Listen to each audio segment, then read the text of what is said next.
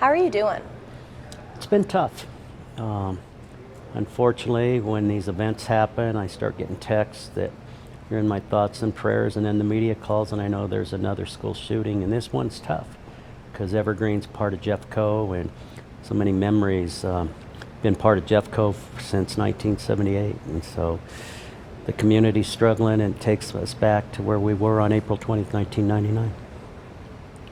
When you got the news about what had happened in Evergreen, it'll be 2 weeks ago tomorrow, 2 weeks Right. ago tomorrow. What are your first thoughts? What is that breakdown like? Because unfortunately you've had to experience this so many times over and over again. I'm curious what your first thoughts are.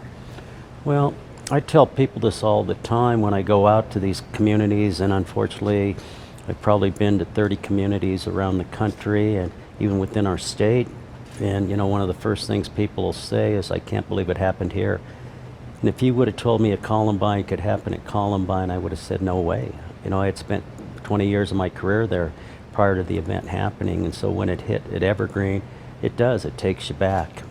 But I, reach out to where I can help, because so many people reached out to me during that horrific time. And we had students automatically, former students of mine, calling me, staff members saying, how could we help? And we're a big community, and Jeffco is a large school district, very strong, and we're all here for each other.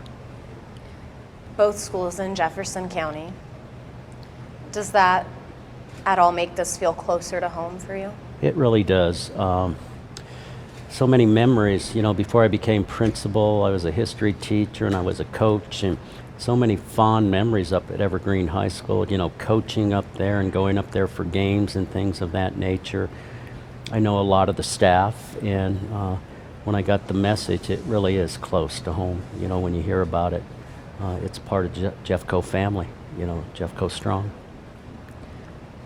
After Columbine, how long did it take for students and staff to return to school? Well, one of the things that we dealt with after Columbine is we had about a month left. The seniors actually graduated, class of 99 actually graduated on May 22nd, and then we had about a week or so before the rest of the students got out, and then we had all summer to get ready, and we could not finish at Columbine because our building was just destroyed. And so fortunately, one of our sister schools, Chatfield High School, opened their doors, but more importantly opened their hearts, and they went to school in the morning from 7 to 11:30, and we went from 1 to 6 to finish the school year. And people said, well, you waited 2 weeks, why? Well, we had 13 memorial services we had to go to, and I wanted to make sure our students and staff go to the memorial services, they had time to reflect and take care of themselves. But we had the summer with Evergreen, with school just starting now. They have to get back into the building and do things of that nature, or look at other places where they can continue the education. But it takes us back, and we had a summer to prepare, and right now they're working through it, and there's a lot of support. The Jeffco School District and Tracy Dorland's doing a great job of getting that, and security and things of that nature. So things are really moving to the point that they're ready to go back. When you first re-entered Columbine after the shooting, what was that like to be back inside the building? Well, for me, as a principal, I had very little time off, and I went back right after July 4th, and I was in that building by myself.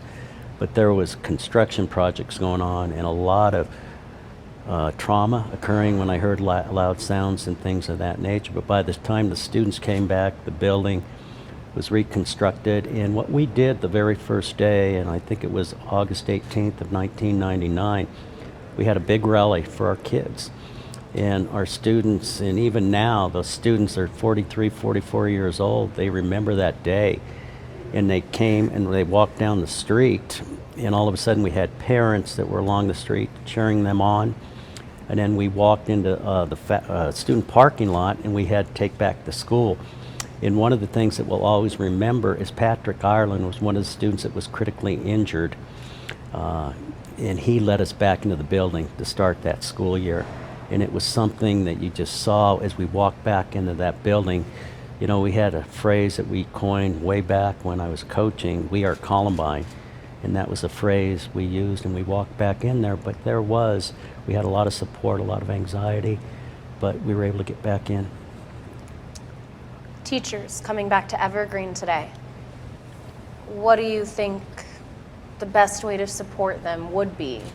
Obviously knowing that teachers being hailed as heroes for what happened within Evergreen and doing their lockdown to a T. You know, and it saved lives. And I look back to when Columbine happened, the only drills we did were fire drills. And now you look at the drills that were done, and talking to the Jeffco sheriff, those drills and those teachers by locking doors saved lives. And one of the things that was most challenging for me as a principal is we can all go through the same event, but how we deal with it differently. And we had some teachers that needed to talk about it. We had others saying, as soon as I get back to doing what I was doing prior is going to help me heal, and some people in between. And one of my biggest challenges as a principal was keeping everyone together. And we had to find ways to do that. And that'll be the message I share with the Evergreen teachers, that they're not in that journey alone. And when we say, we know what you're feeling, we know what you're going through, they'll say, yeah, you were there. And just provide that hope. And I coined a term back then. I said it's a marathon and not a sprint. And there's going to be some steps you take forward and saying, yes, we're moving forward.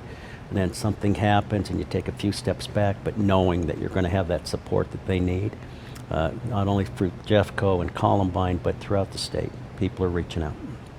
A teacher's job has changed so much. What weight does that put on teachers every day in our schools?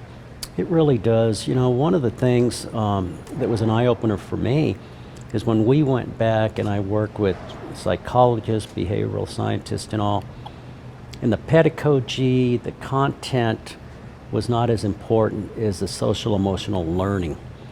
Because what the teachers need to realize is when they walk back in those classrooms, those students are going to be different than what they were prior to April 20th. And I think how we could all identify in the advantage moving forward is what we experienced during the pandemic. We had, virtual education taking place, but when those kids came back in the building, the teachers had to know how to deal with these kids. And I think that's the advantage right now that educators have, is that social emotional learning piece.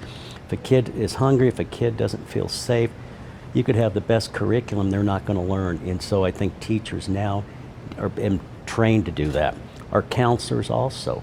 Back in the day, so many times our counselors in high schools and middle schools were trained for career counseling, but now they're being trained for traumatic event counseling, things of that nature, grief counseling. And I think there's so many things that we've learned, and I know in Jeffco, they do a great job of training our administrators who train our teachers to help these students. It's a whole new world. It really is. And one of the things I think that we didn't have to deal with is social media. The only social media we had back in 1999 was something called MySpace. And now, I really am dating myself, but now social media is playing such a major part, and I think just helping students deal with that, constantly. And that's one of the recommendations, staying away from that social media, because what it does is re-traumatize and things of that nature. And these are all things that we have to deal with that we did not, but we have support in place to help whatever way we can.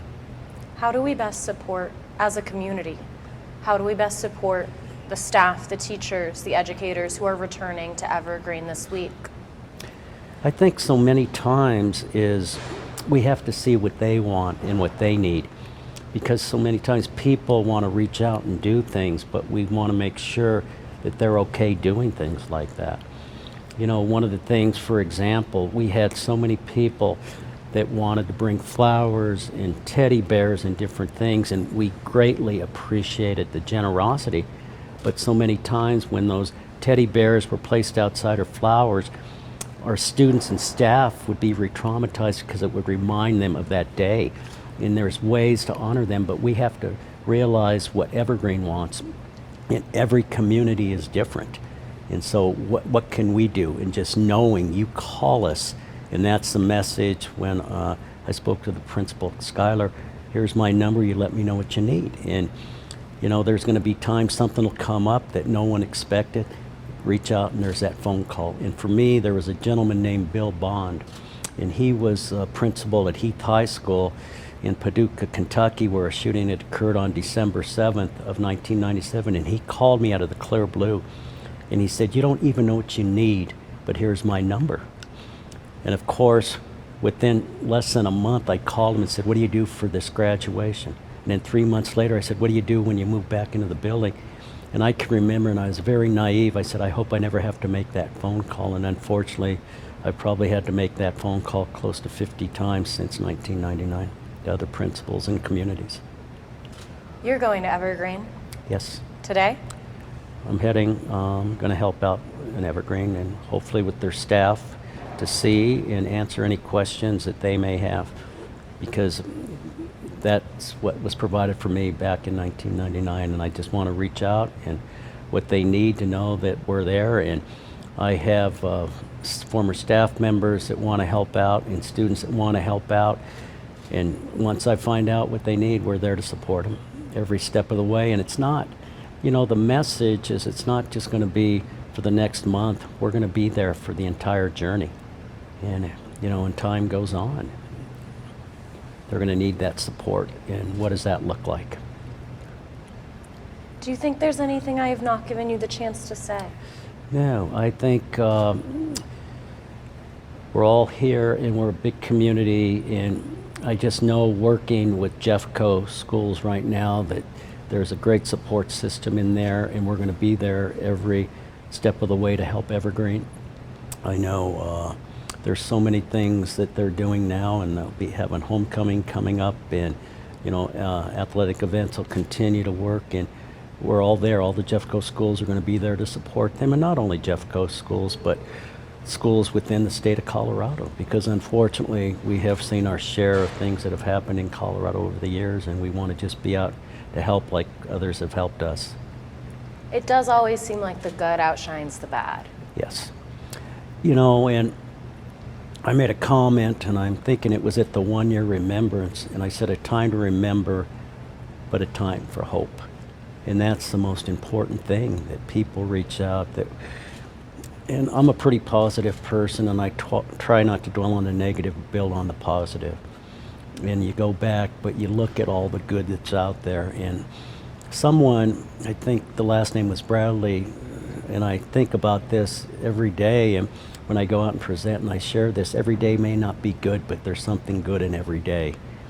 And one of the things that I try to do, even on some of my toughest days, think about one good thing, because that's the thing that keeps me going day in and day out. And that's, you know, my advice to people. You got to find that one good, because that's the thing that's going to keep us getting up every day, moving forward, and we help each other. And I think that's the most important thing, that they got so many people to lean on, and whether it be students, staff, community members. I know what the PTSA group or PTA group's doing up in Evergreen. It's just fantastic, and there's that great support system, and it's a family.